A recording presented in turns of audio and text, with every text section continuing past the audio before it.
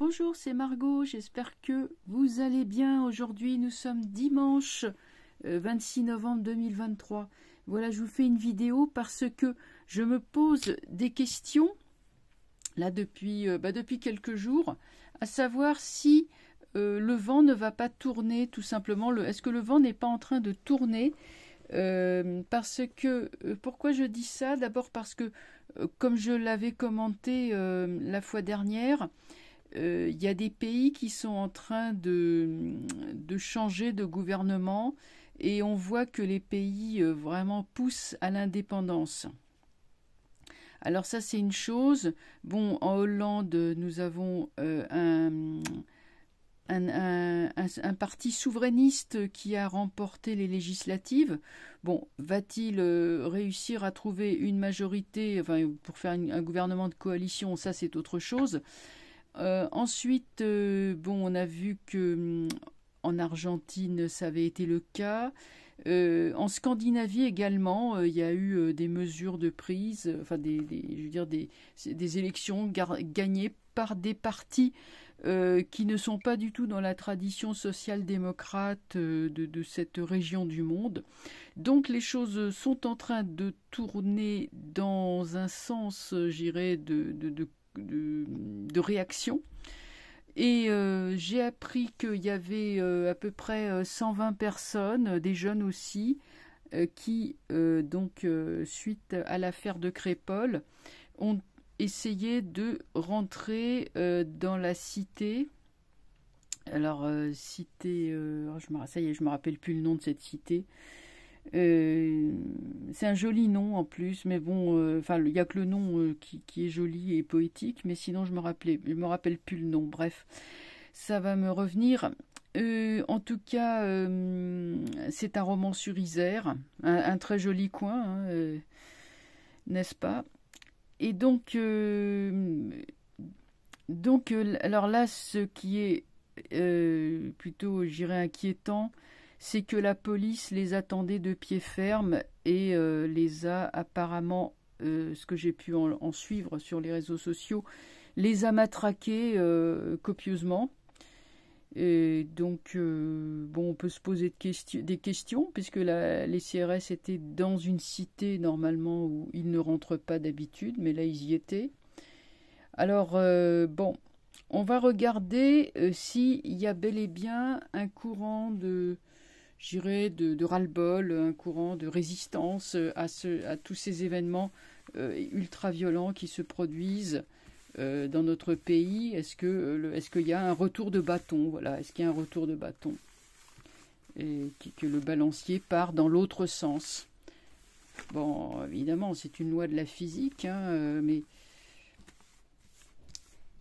mais ça tarde à se manifester. Enfin, ça tardait à se manifester. Moi, je pense que il fallait que les gens perdent leurs dernières illusions avant de s'apercevoir que l'état de droit ne fonctionnait plus, que la violence, le monopole de la violence légitime, comme on dit, qui appartient à l'état régalien, ne fonctionnait plus. Donc, il était logique que les gens se prennent en main eux-mêmes, hein. Alors, on va regarder tout de suite.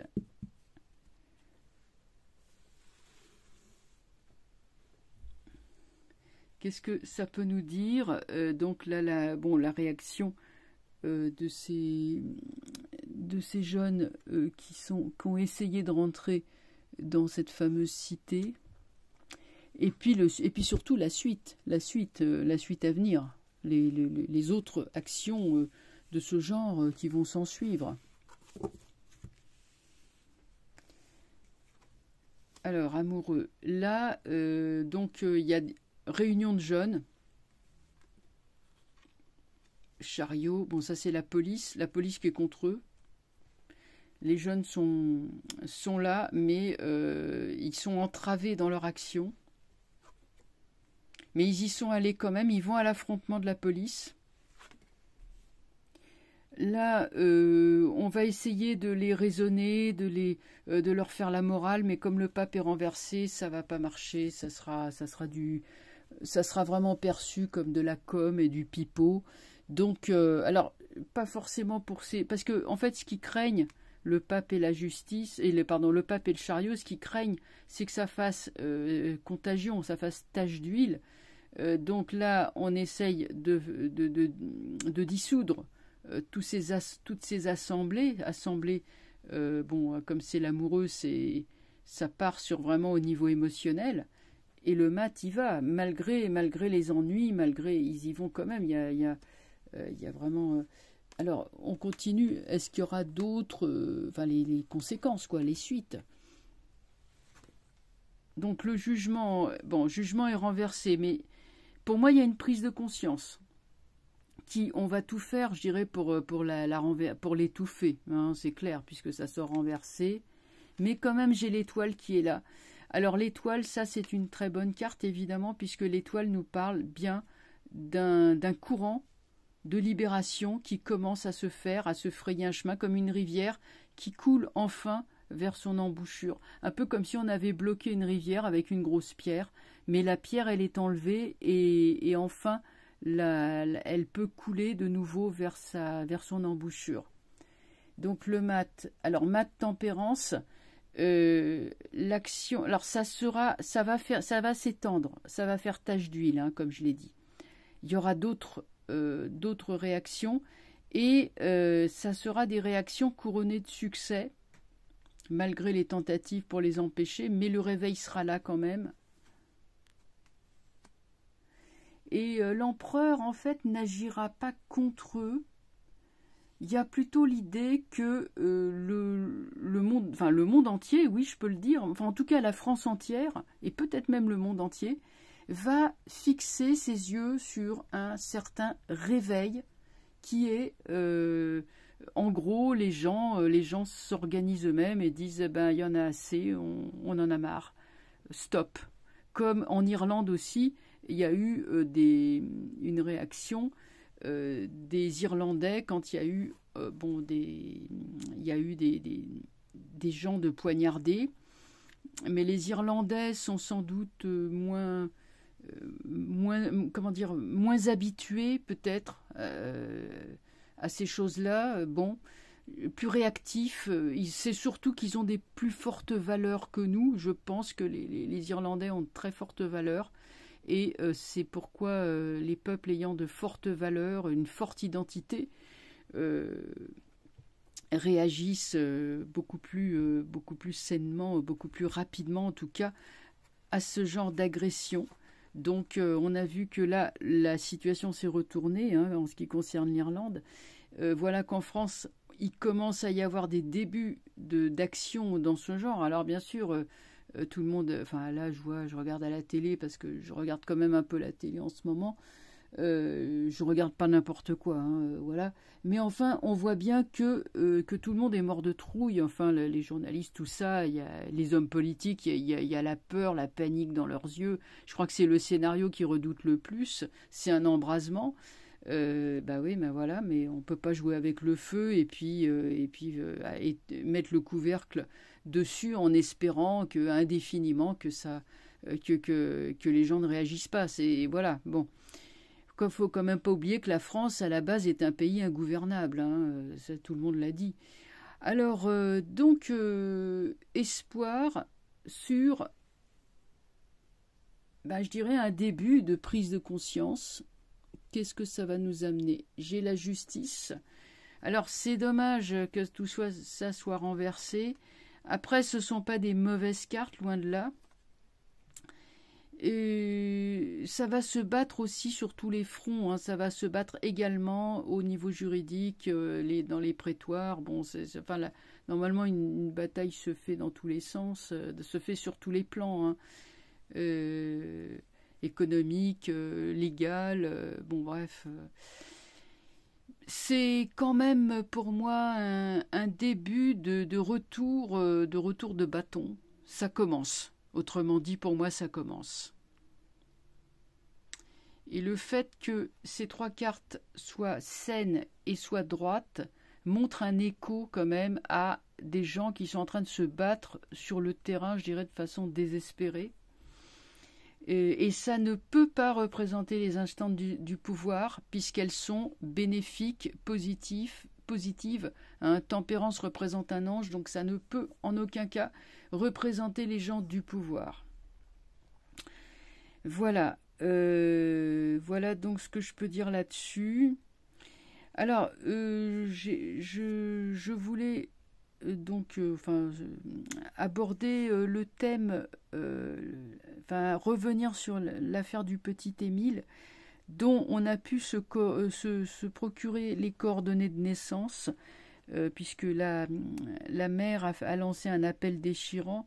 Donc il semblerait en fait que les parents ils aient été jusque-là dans la résilience ou pas de la résilience, mais qu'ils aient pris sur eux énormément puisqu'ils prient beaucoup. Donc c'est ce qui explique qu'ils ne se soient pas manifestés avant.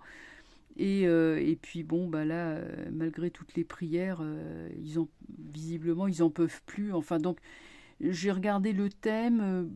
Je vous en parlerai, mais c'est pas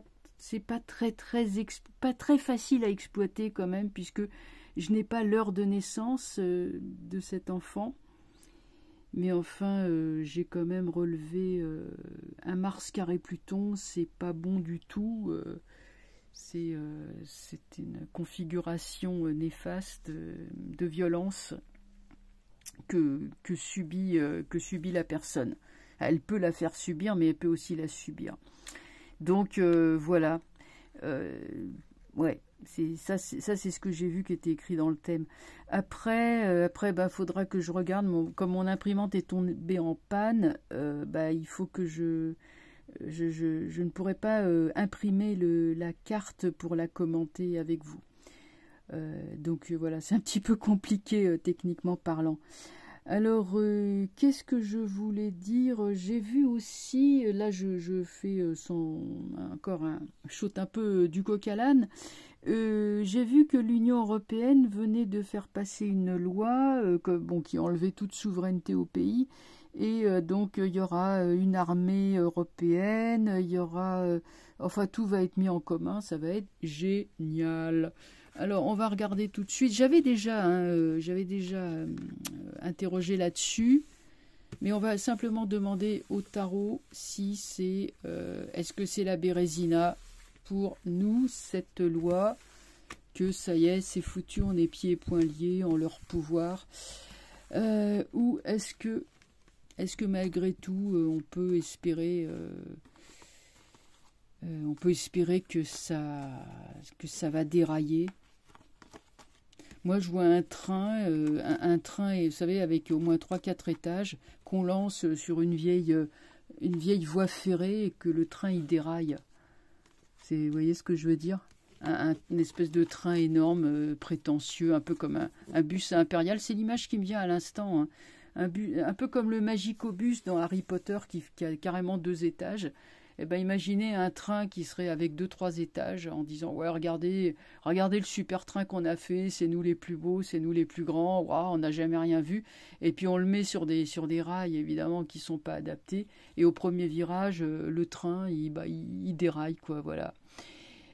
Donc bon, alors est-ce que cette image, moi elle me paraît juste puisqu'elle m'est montée comme ça des tréfonds de l'inconscient, mais on va interroger donc alors la dernière trouvaille. Donc l'Union européenne voudrait créer une armée en commun.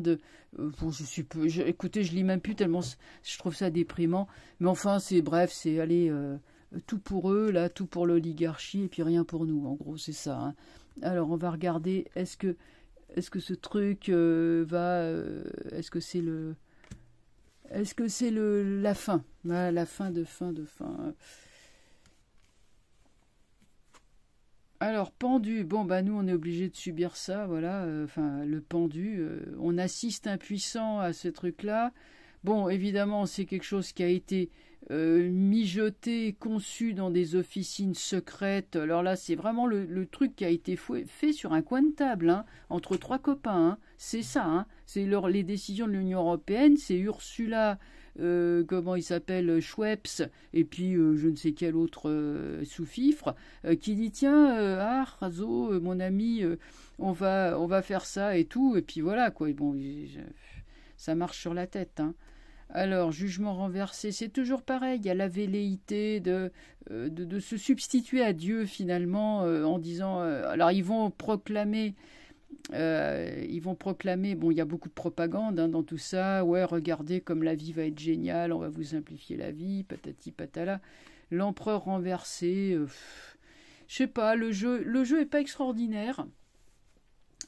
C'est pas un jeu qui encore une fois, n'est pas offensif. Bon, d'abord, tout sort à l'envers, d'accord. Quand bien même ça serait droit, c'est... on va les recouvrir. Il y a évidemment l'idée de réduire les peuples à l'impuissance. Évidemment, si je les mettais droits, ça serait 1, 2, 3, 4. Il y a l'idée, oui, de prendre la main sur les peuples. Donc là, le jeu me dit que c'est bien le but, mais c'est renversé. Donc roue de fortune, mais est-ce que ça va durer? Le roi, là-haut, il est bidon. Les sous-fifres du roi, ils sont tout aussi bidons. Ça tourne, et encore, comme je disais, il n'y a personne pour la faire tourner, la fameuse roue. L'ermite. Alors là, c'est pareil, la contre-réaction ne se fait pas attendre. Il y a une surveillance qui vient de l'extérieur de ce genre de choses. Mais une surveillance active. Est-ce que c'est les BRICS qui surveillent? Enfin, en tout cas, il y a une surveillance. C'est pas si simple que ça, hein. L'impératrice, là, apparemment, il y a la grande patronne, là, Ursule, de la Layette, qui en tout cas est surveillée. De la com et encore de la com. On est gentil, on veut que le bien des peuples, etc., etc., mais un peu comme si l'ermite la tenait en respect sous son regard. Et tout ce qui est dans l'ombre, papesse, évidemment, l'ermite vient avec sa lanterne pour éclairer tout ce qui est le mijote. Après, donc, la grande propagandiste Ursule se fait surveiller, mais c'est une surveillance qui va l'immobiliser quand même, puisque sa tempérance, bon déjà on a vu que l'empereur était quand même renversé, mais sa tempérance elle est renversée aussi. Donc pour le coup cette histoire, de nouvelles lois, je dirais, donnant tout pouvoir à l'Union européenne, me paraît bancale, c'est le moins qu'on puisse dire, sur un pendu renversé. J'avais déjà fait un tirage là-dessus et j'en étais arrivée à la même conclusion, c'est-à-dire que voilà, c'est des grandes idées, mais en fait elles ne sont pas applicables. Pour moi, si vous voulez, ces gens-là sont malfaisants, ça je vous l'accorde à 2000%, mais ce sont aussi des gens qui n'ont pas du tout les pieds sur terre, qui ne connaissent absolument pas la réalité du terrain, c'est-à-dire les différents pays. Et vous ne pouvez pas demander, allez, on va dire à la Bulgarie, ce que vous demandez à la Belgique, ou à la Hollande, ou au Danemark. Je veux dire, tous les pays sont différents. Vous ne pouvez pas réunir 27, à l'heure actuelle ils sont 27. Il y a des pays aussi différents que Chypre, que l'Espagne, que je sais pas quoi, que l'Angleterre. Non, l'Angleterre, il n'y est plus. Mauvais exemple. Que l'Allemagne. Je veux dire, c'est inapplicable. Tout est inapplicable. Il n'y a pas En vérité, l'Europe n'existe pas.